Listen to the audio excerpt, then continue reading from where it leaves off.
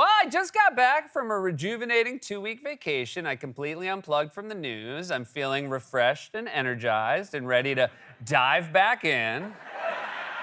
What did I miss? The Biden campaign trying to ease fears following last week's debate debacle. And the first Democrat in Congress is now calling on President Biden to withdraw from the race. I am hopeful that he will make the painful and difficult decision to withdraw. The Biden campaign has called concerned Democrats bedwetters. Former House Speaker Nancy Pelosi called the questions about the president's fitness legitimate. He had a cold and a bad night. It was a bad night. And he did, on top of that, he had a cold. As one Democrat suggested to me privately, calling for an open convention in August. The Supreme Court has ruled that former President Trump has immunity from prosecution for all official acts. Justice Sonia Sotomayor, in her dissent, writing, "A president is now a king." Trump posted a message calling for a televised military tribunal for former Republican Liz Cheney. Donald Trump saying at a rally this weekend that he wants to force immigrants into fighting for entertainment. He wants a migrant cage match fighting league. If I took this shirt off, you'd see a beautiful, beautiful person. But you'd see wounds all over me. I've taken a lot of wounds, I can tell you. And then there is the independent presidential candidate, Robert F. Kennedy Jr., who is currently denying a rather devastating article in Vanity Fair. It describes how he once ate a dog. No. I came back to the wrong timeline. Oh, what's that? Is it the same timeline I left? Oh, me. For more on this, it's time for a closer look. So this is our first show since the June 27th debate between Joe Biden and Donald Trump. I've had 10 days to come up with a take, and that take is this. I think Biden did pretty good. I'm just with you. We're going to get to Joe Biden's disastrous debate performance and the political fallout in a moment, but as bad as things may be for Biden right now, you can at least take small comfort in the fact that he is not the presidential candidate who recently had to clarify that he would not eat a person. I'll eat virtually anything. There's 2 things I wouldn't eat. Well, 3. I wouldn't eat a human. I wouldn't eat a monkey. And I wouldn't eat a dog. Well, that checks out because you sound like you ate a frog. Now, the bar for campaign promises has really been lowered. It used to be stuff like, I will safeguard Social Security or I will create jobs. Now we're down to, I won't eat you. Says a lot about RFK Jr. as a candidate that even he knows that if he didn't clarify he wouldn't eat a human, we'd all assume he'd eat a human. As a general rule, if you ever have to say that you don't eat people, that's a huge red flag. If a restaurant server said, does anyone at the table have allergies? And your date said, I don't eat anything with people in it, you would fake an emergency and hopefully the server would call the police. So however bad things get for Joe Biden, at least he doesn't have to go on TV and publicly clarify the things he wouldn't eat. See this ice cream? This ice cream's called Chunky Monkey. There's no monkey in it. There's no real monkey in it. I'm not joking around. But before we get to the current turmoil in the Democratic Party, I do think it's important to once again lay out the stakes of this election because Donald Trump and his allies very much have a plan for what they will do if they return to power next year. They call it Project 2025, and it is terrifying. Project 2025 lays out a right-wing wish list of policy changes that it wants during a second Trump term, such as expanding presidential powers and cracking down on abortion rights. Project 2025, for those who don't know, is over 900 pages long. First and foremost, there is this nakedly authoritarian plotting, like the plan to weaponize the Department of Justice as a tool directly under the control of Donald Trump. The document calls for a full-out, whole-of-government approach to the assault on reproductive rights. It calls for an end to the unprovoked war on fossil fuels. Project 2025 also wants to strip the mandate for free emergency contraception from Obamacare. Pornography should be outlawed, and the people who produce and distribute it should be imprisoned. We are in the process of the Second American Revolution, which will remain bloodless if the left allows it to be. That's right. They're fighting a second American revolution to outlaw abortion, make Trump a dictator, and ban pornography. It's just like the first American Revolution, when Nathan Hale famously said, "I only regret that I have but one lifetime subscription to Ye Olde Jugs magazine," which, to clarify, was just about regular jugs. Project 2025 is a chilling vision of a far-right authoritarian government filled with radicals and Trump loyalists, and it is obviously deeply toxic to most normal voters, which is why Trump is now shamelessly pretending he has no idea what it is. Donald Trump is officially trying to distance himself from Project 2025, the Heritage Foundation's far-right blueprint for a possible second Trump term. Trump wrote, "I know nothing about Project 2025. I have no idea who's behind it. I disagree with some of the things they're saying, and some of the things they're saying are absolutely ridiculous and abysmal. Anything they do, I wish them luck, but I have nothing to do with them." Man, you almost made it, and then right at the end, you had to go and wish him luck. It's like in World War II when Churchill famously said, "We shall fight on the beaches, we shall fight on the seas, we shall hope the best man wins." If you think it's ridiculous and abysmal, then why are you wishing them luck? I'd hate to see Trump in a monster movie. Godzilla, he's rampaging through the city, destroying buildings. He's killing our citizens, and we wish him luck. We do wish him luck. He's a radioactive dinosaur. Rose out of the waters of Tokyo Bay, but deep down, he's a great guy. He's a great guy. The Big Moth. The Big Moth is always bothering him. He doesn't like the moth, which you can understand. No one likes the Big Moth. You know, he's a lot like me. Came from humble beginnings. He built a great fortune. If you took our shirt off, wounds. So many wounds. So many wounds. We're basically the same. The only difference between us is that I wouldn't eat a human. Also, I do have a hard time believing that Trump flipped through a 900-page document and picked the parts he didn't like. This is a guy who can't get through 3 words on a teleprompter without his brain exploding. Saudi Arabia and Russia will repeat your. The only way you could get Trump to read about a plan to ban pornography is if you hid it inside some pornography. In fact, that sound you just heard is the same sound he makes when he looks at the pornography project 2025 wants to ban.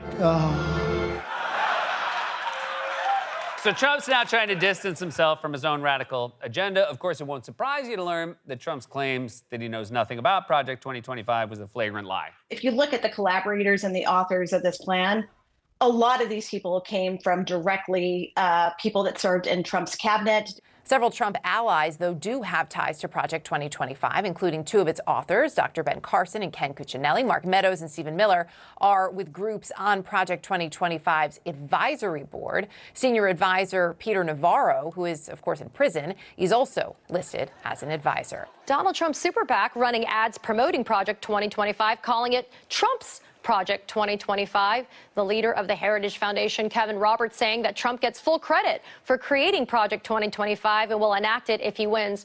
His aides are involved, and his super PAC is running ads on it. The only way Trump could be any more directly linked to Project 2025 is if he sold it as a companion piece with his Bibles.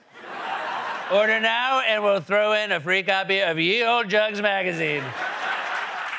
And Trump's ambition to turn the U.S. into a dictatorship will only be buoyed by a compliant right-wing Supreme Court that essentially just handed him royal powers. So that's the situation.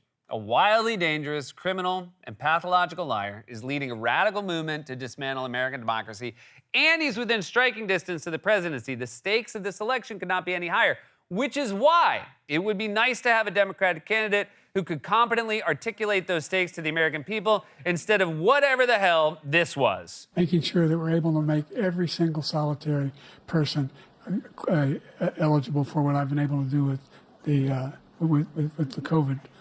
With dealing with everything we have to do with. Look, if we finally beat Medicare. Thank you, President Biden. In fairness, it's very easy to confuse saving Medicare with defeating Medicare. It's like when Obama famously said, "Tonight, the United States conducted an operation that successfully saved Osama bin Laden." I mean, killed him, right? Killed him? Good, phew, because the other one would be crazy.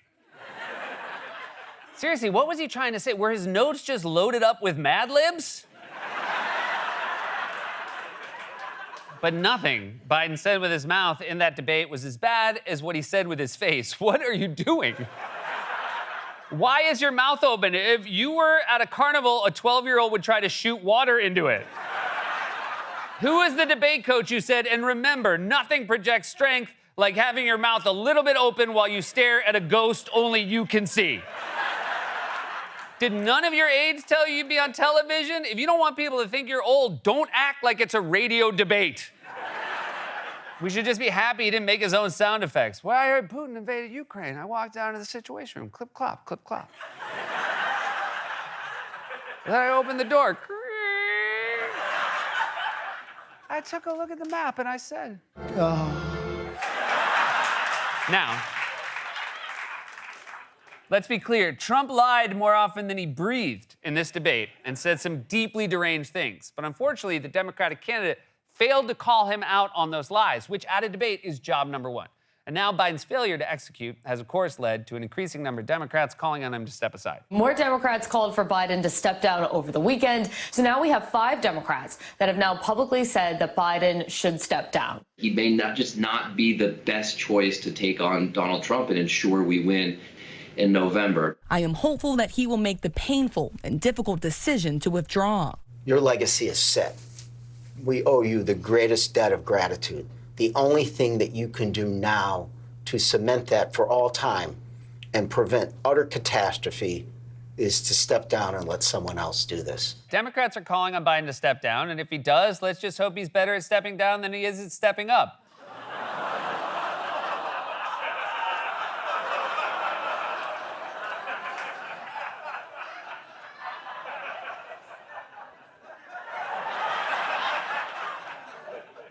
However you feel about Biden, and whether you should stay in the race or not, I do think it's worth noting that this conversation is even happening at all. Biden had a bad debate performance, and Democrats are having a vigorous back and forth over whether he should stay in.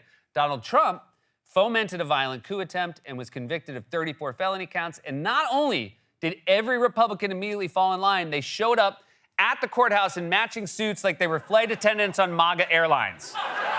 That's one giant difference between the two parties. And even the Biden supporters who believe he should stay in the race admit that he is not a perfect candidate. What we are talking about now is not a Grammy Award contest for Best Singer.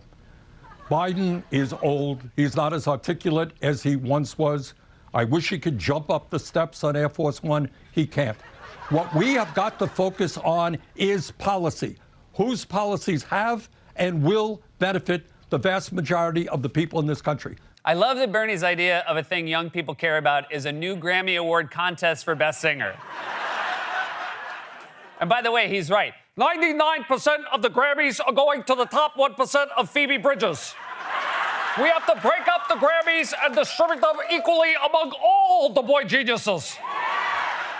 So Democrats have concerns about Biden's performance, but don't worry, Biden's team has a plan to calm those fears. During a meeting with Democratic governors at the White House last night, sources tell ABC News the president said he needs to get more sleep and work fewer hours, even suggesting he should end events at 8 p.m.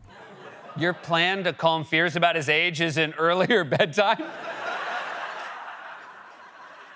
Are you hoping we'll forget he's 81 if you treat him like he's 5.5? Dr. Jill can interrupt mid-debate and say, I'm sorry, this is my fault. I let him stay up until 9 to watch Cars 2. It's underrated. Cars 2, it's underrated. Biden sat down for an interview on ABC Friday to address Democrats' fears, and in that interview, when he was asked how he'd feel if he loses to Trump, and all of his fears about a Trump presidency come to pass. And if you stay in and Trump is elected and everything you're warning about comes to pass, how will you feel in January?